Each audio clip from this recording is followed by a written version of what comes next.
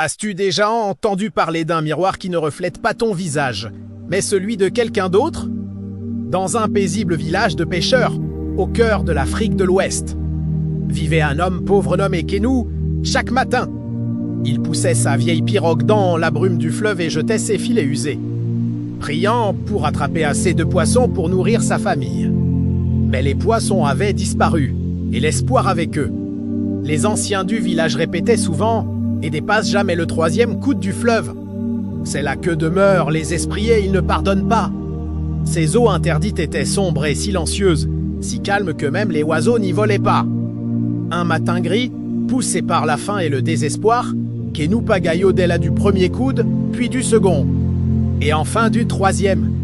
L'air devint lourd, et la surface du fleuve cessa de refléter le ciel. Malgré la peur, il jeta son filet. Quand il le ramena, aucun poisson ne se débattait à l'intérieur, seulement un objet brillant. Coincé dans les roseaux, un miroir, ovale, encadré d'argent torsadé et de perles de corail. Il semblait respirer, vivant, et soudain, il la vit. Un visage apparut dans le reflet, celui d'une femme. Des yeux d'argent fondu, des lèvres rouges comme l'hibiscus, des cheveux qui flottaient comme sous l'eau.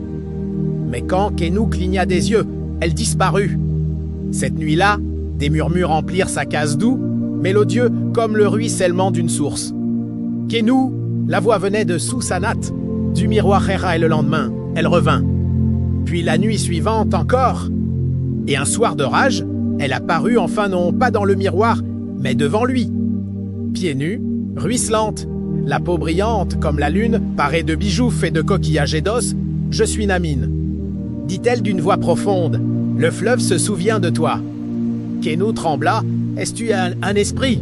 Elle sourit faiblement. « On m'appelle la fille des profondeurs. Je viens à ceux qui sont perdus. » Elle toucha sa joue, sa main froide comme la pluie. « Tu souffres? Laisse-moi apaiser ta peine. » Puis elle disparut, ne laissant derrière elle qu'un parfum de sel et de fleurets, à côté du miroir, une poignée de pièces d'or. Dès lors, tout changea. Les filets de Kenou débordaient de poissons. Sa femme guérit de sa fièvre, ses enfants riaient à nouveau, et chaque nuit, Namine revenait.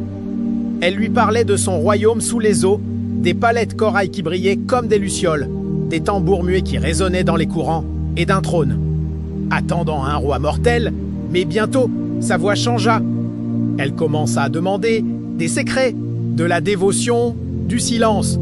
« Dis-moi ce que rêve ta femme, » murmurait-elle, « ce que tes enfants craignent, ce que tu caches. » Et Kenou lui répondait avec confiance, avec naïveté.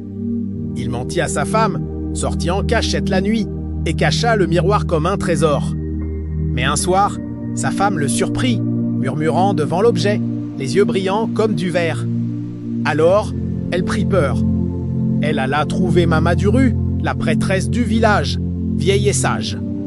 Mama Duru fit brûler des herbes, observa la fumée et déclara d'une voix grave « Ce miroir n'est pas un don. C'est une porte là, l'eau a goûté son âme. Il flotta entre deux mondes. » Cette nuit-là, sans lune, Kenou se tint à nouveau au bord du fleuve. Dans ses bras, il serrait le miroir et son fils endormi. Namina surgit du courant, magnifique et terrible, ses yeux brillants comme deux lames de lumière. « Viens, chanta-t-elle. Vianant de Soufa, je ferai de toi un roi. Mais un trône doit être payé par un sacrifice. » Elle lui tendit un petit paquet de soie. À l'intérieur, un bateau miniature. Avec la figurine d'un enfant. « Apporte-le, murmura-t-elle. Ton fils pour ta couronne. » Kenou chancela, ses jambes tremblaient. Son souffle se coupa. Mais avant qu'il ne puisse bouger, une voix retentit, celle de sa femme. Derrière elle, les villageois et Mama Duru brandissaient des torches. « C'est notre fils !» cria-t-elle.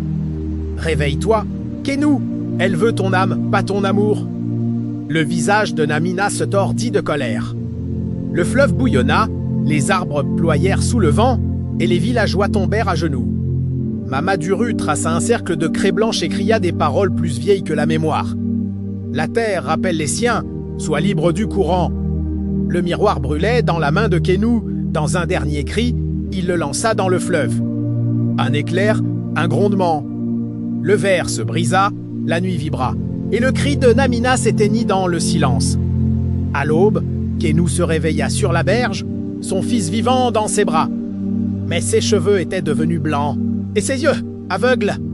Pourtant, il souriait. Il avait choisi les siens. Les années passèrent.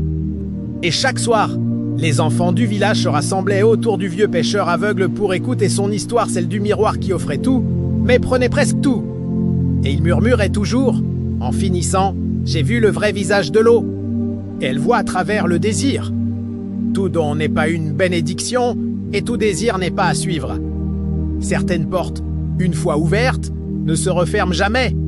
Si cette histoire vous a touché, merci de la partager et de vous abonner pour découvrir d'autres contes des quatre coins du monde. Prenez soin de vous